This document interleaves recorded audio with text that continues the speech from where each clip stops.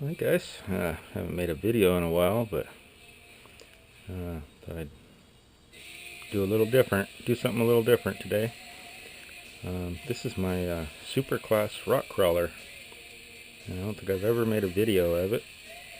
I actually kind of got out of crawling for a while, and I'll explain that. But yeah, here she is. She's not much to look at. Sorry about that. It's not something that I built to be a show truck or kind of like a trailer queen. This is definitely not. This thing is a basher. It's made to get up and over rocks, and if it doesn't make it, it tumbles and crashes. So I mean, yeah, it's been thoroughly abused, but it's got the best parts I could afford to put on it, and or the best parts I could afford to make. The body's just zip tied down there, and I'll take it off and show you a few of the cool but ugly features. Yeah, first of all, this is just a shit body that I bought with my first truck that I had, and decided it'd be a good donor for this build because I didn't care about it. And you can tell. I'll get closer, but you can see all the scratches, and it is thoroughly fucked up, but still very solid, and yeah. Anyway, so there's the body. And okay, this is a super class crawler. So the club that I belong to, that we crawled with, super class is just any wheelbase, any width you want to build it, any platform basically, but you have to have a body, and the body has to have, like, I think it was 75% of the plastics. So this is cut down just to the limit of actually still being called a body. So yeah, that's one of the rules. You can have front and rear steer, which this does. Anyway, yeah, take the body off and show you some of the cool shit. It's a torsion frame. You'll notice there's no shocks on any of it. This is just a body mount. It's zip tied 3 places, and so you take these zip ties off and the body comes off this way. But I'll show you how a torsion frame works. It's just some aluminum C-channel, and it flexes. You'll see the back tires are still on the ground. Now flex it. Now this one's a little different. When I first built this, I just used one C-channel, and I found that it flexed right up, and I could stand this wheel on the ground and those wouldn't even move. It flexed so much. And most people think that's a good thing for rock crawling, but it is and it isn't. You want it to have some down pressure, so that back axle is actually trying to force this tire down onto the rocks. It's not flexy, like totally flexible. You want it to have some force. It's trying to push this tire down. Anyway, that's the whole idea. Clodbuster based. It's got a Clodbuster differential. It's got the locker and the aluminum gear in it.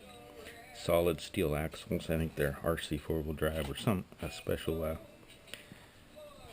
solid steel axles. Very strong. You don't break them. You'd buy these one time and they just work. All the aftermarket aluminum axle tubes and stuff. And both are the same. They're mirror image, except this one is the front, and it has the radio mounted to it. yeah, the radio's just, there's an aluminum bar that's welded to the axle, and the radio goes in and gets zip tied to it. It's very strong. It's protected, protected from all but this side, which used to have a skid plate, but that thing kept getting hung up on shit, so I removed it. There's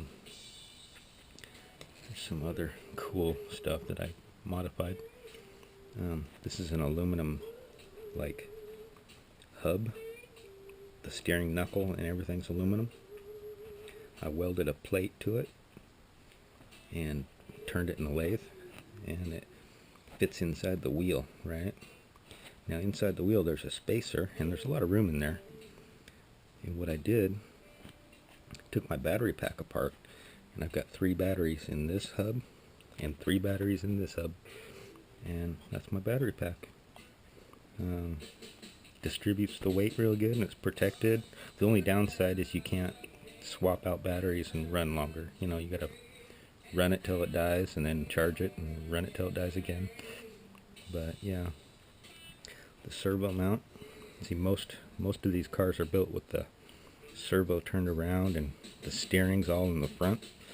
Well, that takes a lot of your approach angles and stuff away, and you have to protect all that. So I put it in the back. You'll see all my steering is done on the back side. Here, I'll flip it over real quick and show you some of that. Anyway,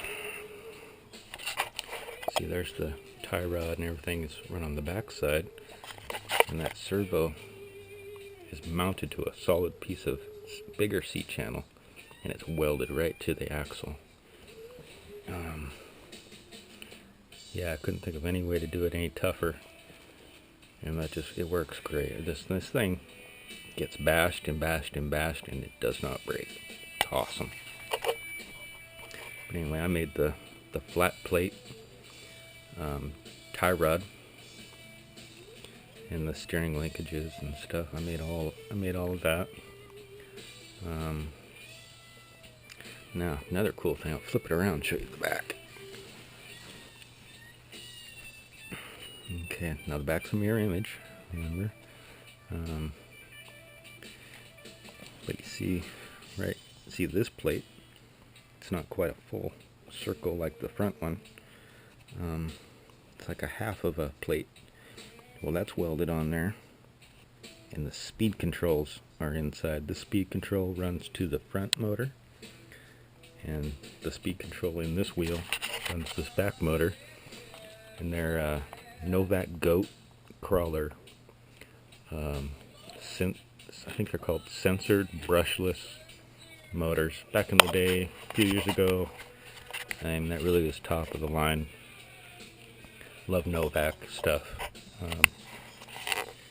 But yeah, so inside of all the wheels, I got the speed controllers and the batteries, and it just spreads the weight out really nice. And it protects the speed control. If you think about it, the safest place on this car is inside that wheel, because everywhere else just gets beat to hell. And you can see all the scratches, and check out the diffs. And you can buy aftermarket weighted like cases and stuff, but I just found these plastic ones work great because you want to keep the weight down. I found it just seems to work better. But yeah, I'll try to get a closer view of the servos and stuff. Now the servos, they're titanium gear, high tech. I think they're 5995s or something like that. But yeah, they're super strong. They're like $100 servos, because they have a super amount of torque and they're strong. So yeah, that's about it. The batteries are toast right now. I gotta replace the batteries, and I'll explain why I haven't been, into four-wheel drives and into rock crawling and RC stuff very much anymore. But anyway, got into rock crawling with my buddy Gary, and he had this awesome crawler he built. It was a G-made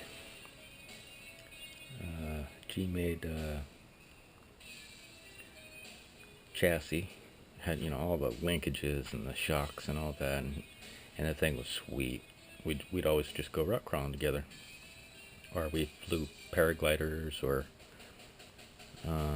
helicopters. He was teaching me how to fly helicopters. I've got a Blade 400 that I flew with him a few times. Yeah, but he was big into helicopters too, so he was teaching me all that. But anyway, here, I'll show you Gary. There's a Facebook picture. Him and his dog. I can't remember his dog's name, but yeah, he's an older guy. But anyway, he was real big into RCs, and we did a lot of other things, metal detect, and he taught me a lot about building computers. I built my first computer with him. He did a lot of help with that. It was liquid cooled and had all the blip-de-blahs and things you could ever want. So anyway, well, Gary passed away like 3 years ago. He was quite a bit older than me, but we were both like, he was like a 50-year-old kid and I was like a 30-year-old kid, you know. All the toys and stuff we got into, and he was pretty excited to see the CNC machine I was buying, because we both had mills, and I wanted to try out CNC. He was real excited about seeing that. Well, he passed away like 3 days before my mill arrived. He would have loved that thing, and he would have loved the 3D printers too. He would have been all over those things. But anyway, when he passed away, I just kind of, you know, that was my buddy with it. You build something really cool, you go play with it, you want to show your buddy, you know. I'd build something cool like the servo mount. First thing I do is call Gary up and explain what I did, and we'd have the cars out the next day, you know, crawling, and you know, he was my RCing buddy. You know, we did everything on the weekends together, you know, went rock crawling, or like we ran the paragliders. You can see that in the different videos, some of my first videos. But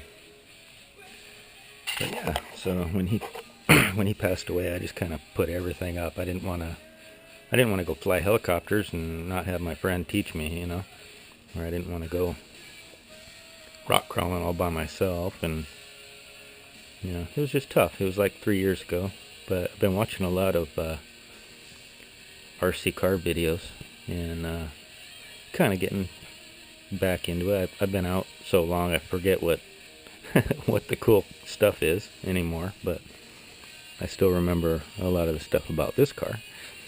But I'm gonna replace the batteries, and I'll kick this thing around and get it going again. Might be cool to make some 3D printed parts. You know, remake some of this stuff, maybe 3D print it and see how it holds up. But anyway, I've also been kicking around the idea of doing a scale. I've never really been into scale crawlers, and maybe I'd do that, because I could do a lot of neat stuff. But anyway, thought I'd show it. Sorry the batteries are dead, I can't show you it run, but this thing climbs like you would not believe. But yeah, okay, well there's my car. Maybe I'll dig out another one, or maybe a paraglider, and show it to you. I got a couple of Traxxas Emax trucks. Maybe I'll dig out my helicopters and line them up and show you. Got, you know, 5 or 6 helicopters and stuff. But I think I'm gonna get back into it, spend a little bit of money, and fix some of this stuff up and play. You know, it seems like a good idea, or it seems like fun. I'll talk to you later. Bye.